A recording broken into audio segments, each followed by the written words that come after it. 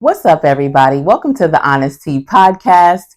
It's your girl, Jazzy Chaz, pulling up to you for episode 3, guys. Get excited. If this is your first time joining us on the platform, I want to say thank you and welcome.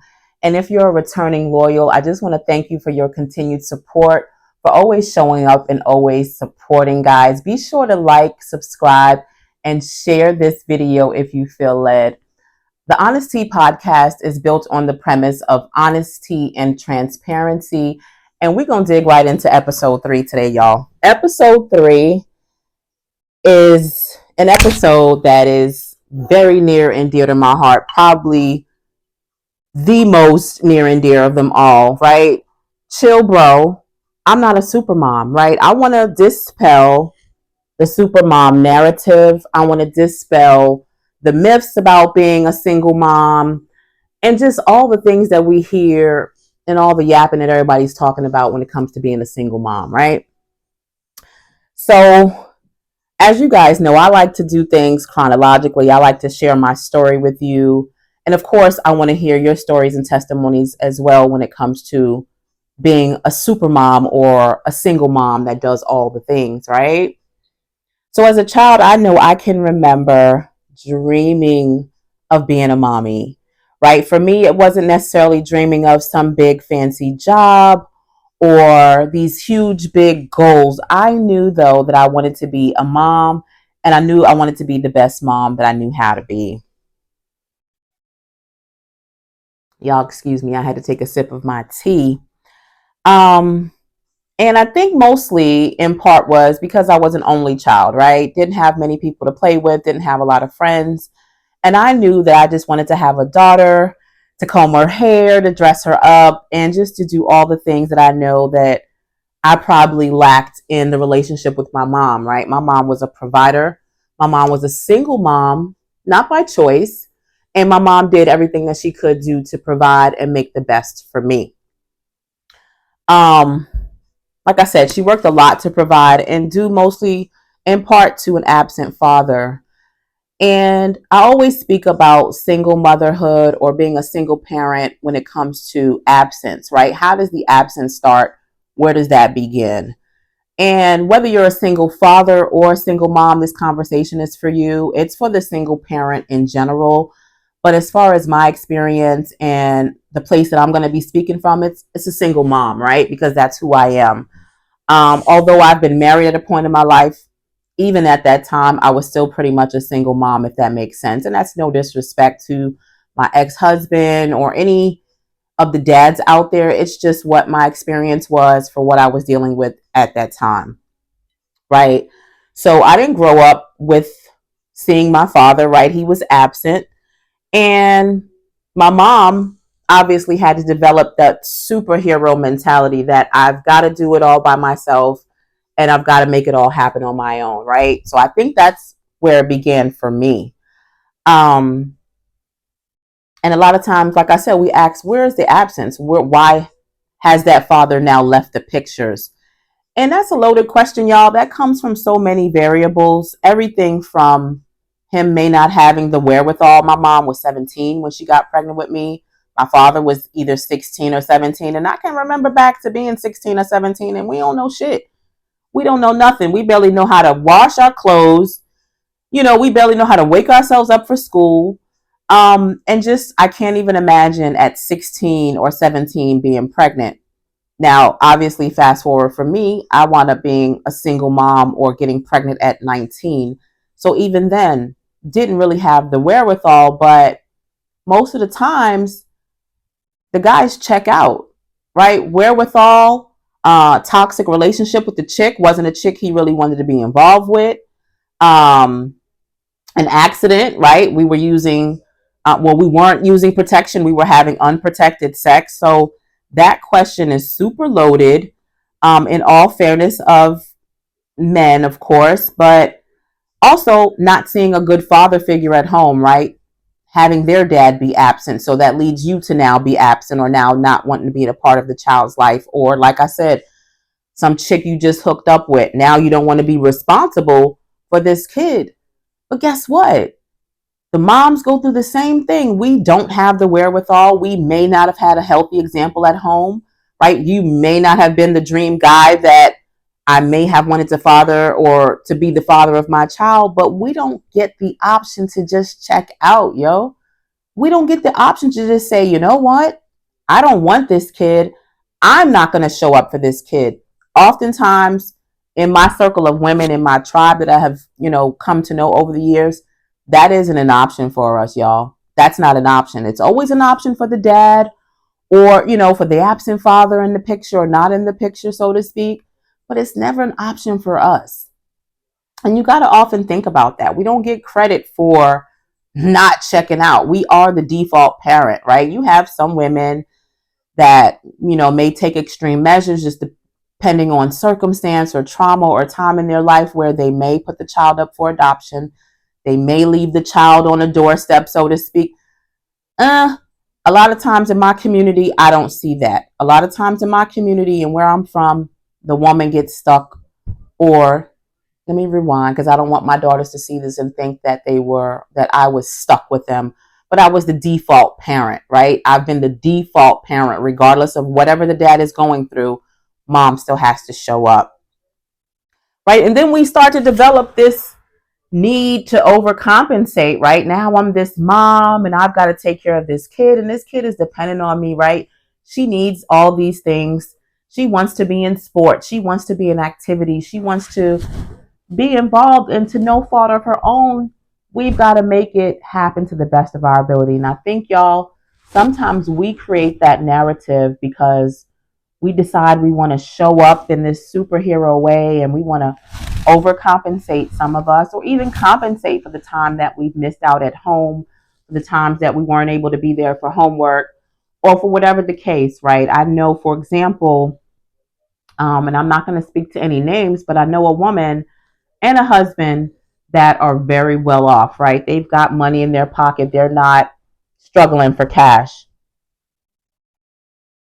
And growing up for their kids, they were able to hire nannies, right? Women that took care of their kids, prepared their meals, took them to their extracurricular activities.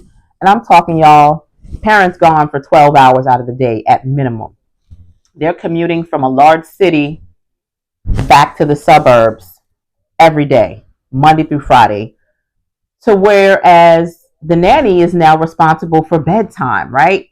So the only things the parents actually have time to do is walk in the door, maybe read their kid a book, put them to bed, and do it all over again every day. And this is Monday through Friday, y'all. So can you imagine those parents missing out on those things? They don't necessarily want to, right? I always tell, and me and my girlfriend Shell today, we're having this conversation. In my reality, there's either the parent that works so much, one or two jobs or whatever the case, to provide the things, right? Or for future things like college, so on and so forth. Or you're either going to be the parent that doesn't have that super big salary but is able to be at the PTA meetings, the soccer games, the school dances, muffins with moms, right? You can't be at muffins with moms if you work on Wall Street 9 to 5, right? Some days you can, but you can't always be present in that child's life is if work is you know the bigger picture here, so to speak, if work is dominant in your life, right? So for me, I always stayed on the scale of, you know what, I'm not going to overwork myself. I'm not going to be a slave to the lack that I have because of the absence of their dad, right? I want to show up. I want to be present because my mom was that parent that had to work one and two jobs, even in the 90s and late 80s, because of the lack of my father. Whereas I had the things, I had clothes. My mom took me to places, right? I was in Catholic school, but I didn't have my mom there emotionally. I didn't have the support of my mother when I needed her. My mom was often tired. And due to that, weariness or that tiresomeness, she became angry at times. She became avoidant of me because she was so tired and didn't want to necessarily be bothered. So that is my experience. And again, guys, I'm only going to speak from my experience or from some of the circles of friends that I have, where either you're going to be that mom that busts butt all day, every day to provide things, or you're that mom that kind of walks a different line in order to be able to be present and there for her children and show them love and teach them the things that you know so they don't go through those things. Because my mom wasn't a communicator. She wasn't a teacher. So a lot of things I had to learn on my own through experience, through my friends, through their moms, through bad relationships, through bad toxic situations, right? I had to learn trial and error because of the lack of my mom being present due to her having to overcompensate because of my dad's absence, right? And that's some real bullshit, y'all. That's some real BS because a lot of us want more. We want the house. We want the things. We want to pay for college. We want to keep our kids active. We want to. But a lot of times that shit is hard. It becomes a load that one human being can't do by themselves. So that's why it's so important when you hear it takes a village to raise a child, or when you hear single moms speak of the struggle. It's not that we're complaining, y'all. We're just super tired and exhausted because we cannot be all things. We can't be all things to our children and then at the same time be all things to ourselves. Now, this conversation is not for you, meaning if you're perfect and you've had all the help in the world and you can do all things standing on your head and you can make everything happen for you and your kid at all times, then this may not be the platform for you, right? I'm speaking to people that are imperfect, that are trying to make things happen, that have goals and dreams that fall short sometimes, right? And society looks at us like we're not allowed to let those things happen. Society looks at us like, well, I did it. You know, well, I struggled, my mom struggled, or my dad struggled. But guess what? That doesn't make it right. Just because your parent or your mom or your dad struggled when they had you, that doesn't give you the right to impose that opinion or that way of life on someone else, because it doesn't necessarily make it right. We tired. You know, we get tired, we get frustrated. There's times, y'all, I just want to sit still and just lay flat. I was telling my girlfriend the joys of laying flat sometimes are underrated because we wear so many hats and we're trying to do all these things and keep up with the Joneses in society and what society says. But deep down, y'all, we're society.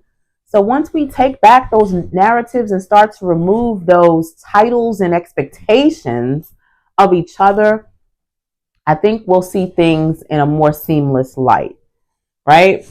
So, like I said, oftentimes we overcompensate, and sometimes, y'all, we even weaponize our kids, right, against one another. Like, let me give you an example, right? The mom that wants her kids to have all the Jordans and the PS5 and the iPhone 15 and this and that so she can flex on another mom, right? It may not necessarily be because she really wants Billy to have it. It's more of a conversation piece. It's more of a piece of leverage for her. It's more of a, oh yeah, I spent $500 getting him that phone. So deep down inside, you start to shrink because you're like, damn, I can't get my daughter that $500 phone, but she can, right? But you don't know sis' story. You don't know how sis is getting hers. You don't know who's supporting sis. You don't know if sis is doing something strange for a piece of change to make it happen for hers. And I ain't knocking it, but a lot of times, you know, we can become our own worst enemies when we put these expectations on each other to show up for our kids or for our family in a way that you can, that I may not be able to, right? And so keep that in mind, y'all. We got to learn to remove the expectations of one another in comparison to ourselves because everybody's story is different. Um, let's see. And I definitely want to speak to the point that I never did I allow my girls to allow society to make me feel like less of a mom, right? And I'm going to take it back to the analogy of maybe Christmas, right? I had budgets and I had goals and things that I knew I wanted to provide my daughters. And of course, the things that they wanted, I always made sure to include. Girls, let me know your 3 big items that mommy can purchase for you for Christmas, or that you may want for Christmas. Mommy may not be able to get all three, but I'm going to do my best to make sure you have a good Christmas. Whereas you may have that mom that feels like she got a stunt on you. Oh, you didn't get your girls that iPhone 15 for Christmas? Oh, I got Billy the iPhone 15 and blah, blah. Girl, boo. Guess what? That iPhone 15 does not compare to the wealth of love and knowledge that I have poured into my girls, right? That iPhone 15 isn't going to teach my girls how to be vigilant when they're walking down the street, or just the things that matter, the things that aren't so surface. And again, I'm not knocking you if you can provide your kids all those things and materialistic things, y'all, but remember to teach your kids the real wealth, the real riches, right? Manners, how to be good people, how to be good, upstanding citizens, how to chase your dreams and to chase freedom to do exactly what it is you want to do, because those things don't have a price attached to them. So as a mom, for me, those were the valuables that I like to give my girls. Those were the valuables that I made sure that were instilled in them, y'all, because when I tell you, to this day, my oldest daughters don't play. They don't play about me. They don't play about the people they choose to date. They don't play about their boundaries. And I can't even take all of that credit, but what I can tell you is that I instilled in them the freedom to allow them to use those boundaries and those freedoms and their choices, and however they wish to choose, right? Those are the valuables that I made sure that they walked away from in life in order to set them up for success. Those were the things that mattered to me, right? And single parenting, for me, I really, really try not to look at it as a burden, y'all. It gets so heavy at times. It's times where it gets dark. It's times where I found myself in a room crying. My daughters have seen me crying, and not necessarily because of lack of a man in that way, in the conventional sense of the word, but just lack of fair partnership, right? If things didn't work out for us, right, because we were all so young, right, at the time, but if things didn't work out for us because of, leading with trauma, because I'm sure at one point in my life, I didn't always lead with the way I'm leading now. I used to lead with my mouth, and I used to lead with trauma, right? Yapping and arguing and coming back and having to be right, right? I knew how to do all the wifely duties, right? But I didn't always lead with a positive mindset or positive energy. So I'm sure some of those relationships, when they came to a head, I played my part in that, right? I played my 50% as well as their dad playing their percentage. Um, so for me, when I'm in those dark rooms and I'm crying, I'm praying to God, I pray for the abundance to release some of the stress that will allow me to be a better mom, right? I pray for the fairness in their fathers' lives to show up more. I pray for the wherewithal to keep going and not to always show the stress. I pray for the wherewithal not to complain so much so Riley doesn't feel like I don't want to do for her. Because whether she knows it or not, I'm super exhausted, but I always continue to show up for her. I always want her to know I'm here for her and I'm going to do the best that I can. But at the same time, she knows the absence. She can now see the lack. I don't have to be verbal about it. I don't have to say, your dad isn't XYZ. I don't have to necessarily wag the finger, right? Because she can now visually see who's doing what, who's showing up for who, and how they're doing it, right? So I think sometimes, ladies, shame on us for giving the dads a bad rap vocally in their face, right? Shame on us for giving the men a hard time when it's time to pick up the kid for the weekend or whenever they're asking for the kid. I have never been that mom that said, you can't come get your daughter. And I never will. You know why? Because that relieves me. That relieves stress off of me. That gives me time for self-care. That gives me time to journal. That gives me time to get my mani-pedi. That gives me time to pour back into self. So how dare I weaponize my daughter or my children against you because I'm still in my freaking feelings?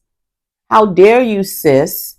Tell him he can't pick up his daughter now, unless it's danger, unless it's toxic to your child, unless the environment isn't safe, unless he's dating someone that's toxic to you and your child and yapping off at the mouth in a negative way. And guys, you know exactly what I'm talking about. But don't be that chick that doesn't want to allow your child to be parented by their father because you still in your feelings, right? Because that's how I lost custody of my daughter.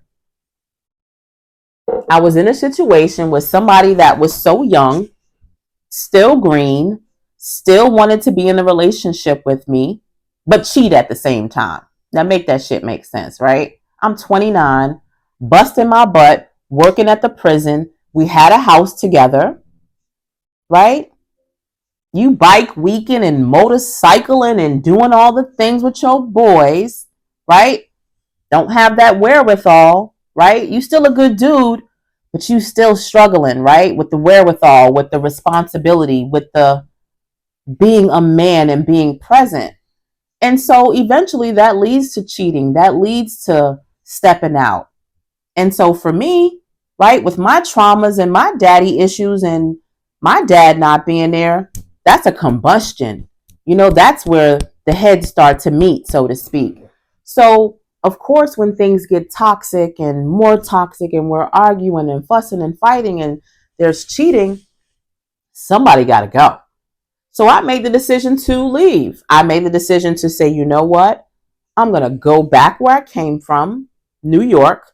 I'm going to go back where there's opportunity. I still have time to grow. I still have time to finish school. I still have time to do all these things that I want to do in a more thriving environment, right? And before I take those 10 steps forward, you want me to take these 10 steps back because you're still in your feelings. So how unfair and unselfish, sis, if that's you and your story and you out here stepping on brothers' toes, knowing you could be a little bit more lenient and a little more fair with allowing him the freedom to see his child and to be present, right? I'm not speaking to like I said, I'm not speaking to the parents or the moms that are in a situation where it's dangerous, unsafe, or just a bad environment. I'm definitely not speaking to that. Shame on society for making us feel guilty about the things that we have yet to achieve. Again, shame on you if you're in a more blessed situation or have that village that can stand up for you, that can pick up your kid from daycare, that can watch your kid for you all day, where you don't have to pay for daycare, where you may have sisters and that good old auntie, and where you have support. Shame on you for wagging your finger at another sister that does not have the same ability. Or shame on you for telling her she can do all these things and stand on her head and do a cartwheel and this and that just because you were able to get it done. Maybe instead of wagging that finger, be the support. Be a sounding board for her. Ask her how you can show up for her. Ask her how you can help or support her. There's times in my best friend's life where I've sent her a text that said, how can I help you this week? What can I do to make your life easier? Right? I'm consciously thinking, I'm consciously aware of how to help my sister or how to support her sister. And it may not be financially. For me, my life financially has been a roller coaster. I paid child support for 14 years. So for me, I didn't always have the opportunity to save a dime. A lot of times I had to rob Peter, which was my older daughter, to pay Paul, which was my middle daughter, in order for her to be good or in order to not be behind on child support. So there were times I had to work 2 jobs or a job and a half or hustle up this and hustle up that in order to make things happen. But when was I going to sleep? When was I going to eat? When was I going to think? When was I going to get her to the doctor? When was I going to get myself to the doctor, right? The rat race don't stop, right? So we have to be a little fair to one another and maybe show up as a support system in one another's lives instead of being so quick to judge. because we're not complaining. It's just our story. It's just our truth. Um, Shame on the men that don't show up. Shame on you because you're not showing up because she's dating a new guy. Shame on you, brother, because she's no longer attractive to you. Excuse me, guys.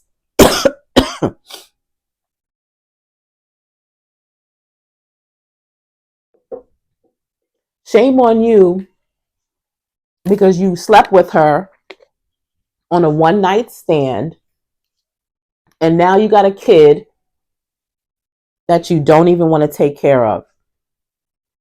Shame on you. Because whose fault is that? Her fault for not being on birth control? Your fault for not being protected? Either way that shit go. That ain't that kid's fault.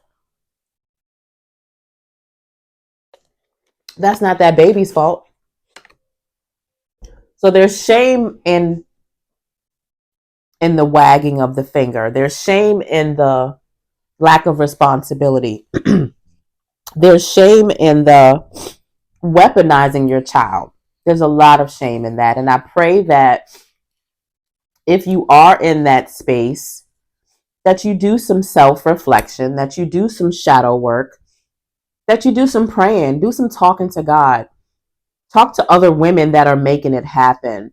Talk to other women that have been where you are and ask them how to come out of that space, that negative space. I know for me, y'all, it took me some time to grow to where I am because I was so depressed and so bitter about what happened to me as far as my custody situation. And one of my good girlfriends, she went through a similar experience where the grandmother was taking her to court for grandmother rights or for grandparents' rights, which I had never freaking heard of until I moved or lived in the state of Virginia. There's so much that I learned from living in this state, especially antiquated laws. I can even safely say that the law that was put in place as far as child custody was created from slavery and oppression. I know for a fact to be true.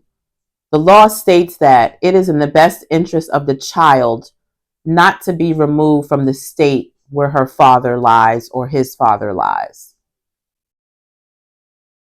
So you mean to tell me if I was getting the shit beat out of me and my child that it's in the best interest to stay? Or you mean to tell me that if we were married and we tried to make it work and we get divorced and I'm in my career and I get a job promotion to move to Wisconsin, which is gonna better me and my child, right? Because we now have more access to finance and growth and opportunity. So you mean to tell me that if I don't take that job, or that if I choose to take that job rather, that I'm not doing what's in the best interest of the child? Make it make sense. Because what you're really saying is when we were on the plantation and you thought your black ass was gonna run with your kid, yeah. Uh-huh. Y'all see it. Y'all connect the dots, right? When you thought you were going to run or take that baby who was valuable to my crops or who was work, right? Who was now profit, you thought you was going to leave, right? So all these laws date back to when laws were created. And laws weren't created by black people and for black people. Laws were created against and you know in what's the word I'm looking for?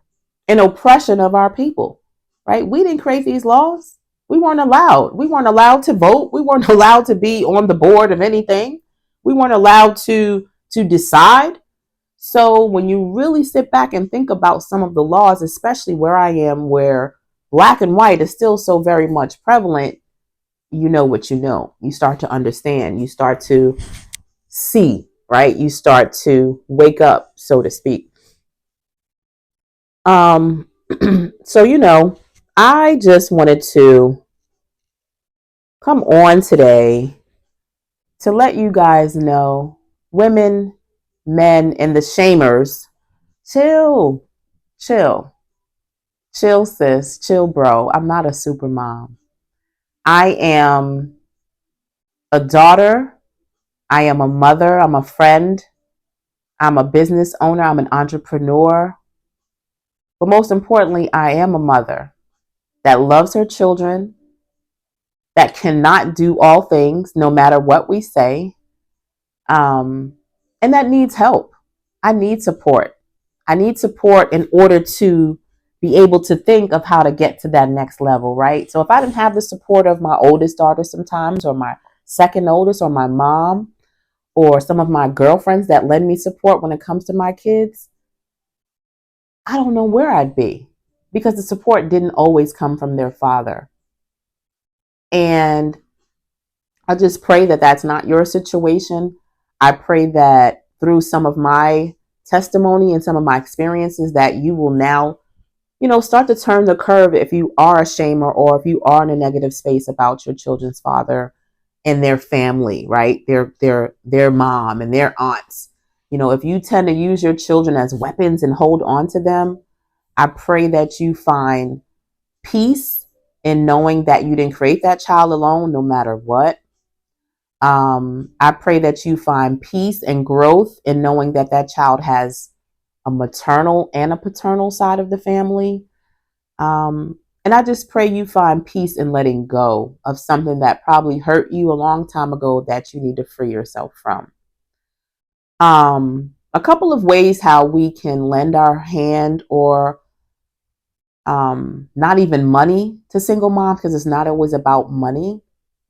One thing that I do for my new friends, one thing that I do for my friends when they have a new baby, is offer a babysitting coupon, right? I'll let them know, hey girl, while that baby is under a year old, right? That first year is the toughest. Reach out to me and let me know when you want to have a mommy day or a date night with your hubby, or with your boyfriend, or whatever the case. Something as simple as offering to babysit, whether it's for a day, an hour, overnight, whatever it is, means so much to a single mother, right? Something as simple as offering to pick up that kid when that mom may be running from late. I can remember being so stressed out when my kids were young, y'all, and there was traffic, or so stressed out when I was on a call and that call took me past the time that I was supposed to get off, and now I got to get to daycare before they charge me that fee. Man, a lot of my stress came from being a single parent or a single mom, which forced me to be adaptable, right? Adaptable, not always in a positive way, right? A lot of times we can't take certain jobs because that time set for that job may not work with what time my son gets out of school, or may not work with what time my daughter needs to be picked up from daycare, or what time they may need to be dropped off for track or soccer. So a lot of times, and I'm not just speaking about me, I'm speaking about my girlfriends, my mom, my aunts, people I know in my circle, where life is dictated by our children. Life is dictated. I've had to turn down jobs because I couldn't do X, Y, or Z because I had to do for my daughter, right? So, y'all, when I made a decision to start walking in my lane and in my gifts in 2019, when my enlightenment period really, really started, I made a decision to walk freer, lighter, easier. And when I tell you now, I have more time to spend with Riley than I ever have. I have more time to be more of a happier mom than an angry mom, because now my needs are being met, because now I'm choosing to meet those needs, right? I'm not choosing to meet society's needs of, oh, you're supposed to be in this big glamorous house with a degree by the time Riley was this, or by the time your other daughters were that. That's bullshit, because that's not my story. So I want to leave you with that today. I want to leave you with just some ways that you can help single moms. I want to leave you with some ways that you can empower another mom or another single parent through simple gestures. It doesn't always involve money. It doesn't always involve finance. Sometimes it's time. Sometimes it's prayer. Sometimes it's just being present, or another sounding board. Guys, I hope you enjoyed episode 3 of today's podcast. Chill, bro. I'm not a super mom, right? It's all about being